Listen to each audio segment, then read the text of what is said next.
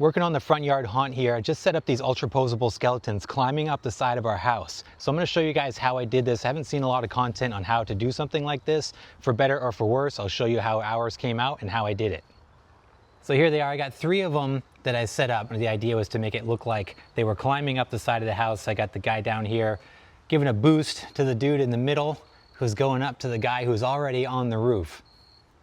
These things are really fun because you can do really organic poses with them and they look super cool. First off, what I tried to do was think about organic ways to pose them so it looked like they were actually in the movement of climbing up the house. And these ultra posable skeletons are super fun because they're multi-jointed action and they stay pretty well in those positions. I started with the dude on the bottom. I wanted a good base to build upon here. So what I did is just stood this guy up, make sure his legs were nice and straight under his pelvis so he doesn't fall over. And then I used a garden stake. I used a 5-foot plastic garden stake that I got at Tractor Supply. I drove that in the ground, and then I just got that zip tied to his clavicle there just to keep him from swaying back and forth. He doesn't have any weight or anything on him to really push him one way or the other. I just wanted to make sure he didn't flop around. Next up was the guy in the middle. This was much more challenging because I had to find anchor points that I could spread the weight around. I used a combination of command strips, zip ties, and fishing line to secure him to the side of the house. I started with the hand because that was holding the most weight. That was kind of my first anchor point. I've got the command strip there. I also used a couple of heavy duty staples to hold that fishing line because I was finding it was pulling off of the wall. Next, I did one for his chest to hold him close to the garage here. And this is also a good point of weight distribution.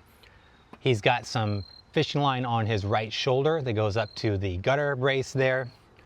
And then lastly, I did one around his ankle over to this piece here. He's kind of resting on his heel as well. There's got quite a bit of weight on that heel, which helps support him.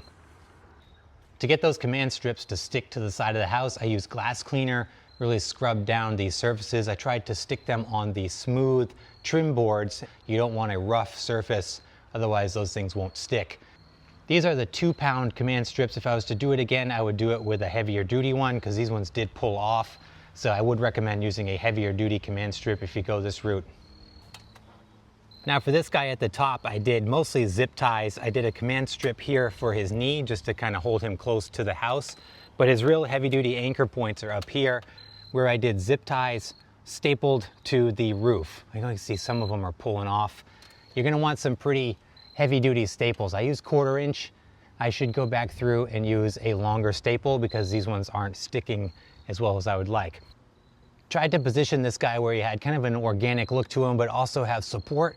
So I tried to do 90-degree angles with his legs and his elbows and things like that to kind of give some support. So he's kind of resting on his elbow there. And then I've got his fingers grabbing the edge, making it look like he's holding on, and then reaching down to help his buddy up.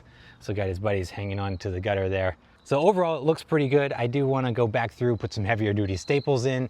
We'll see how it holds up, but it looks pretty cool. So this was a super cool project. I'm glad I did it. It took longer than I thought.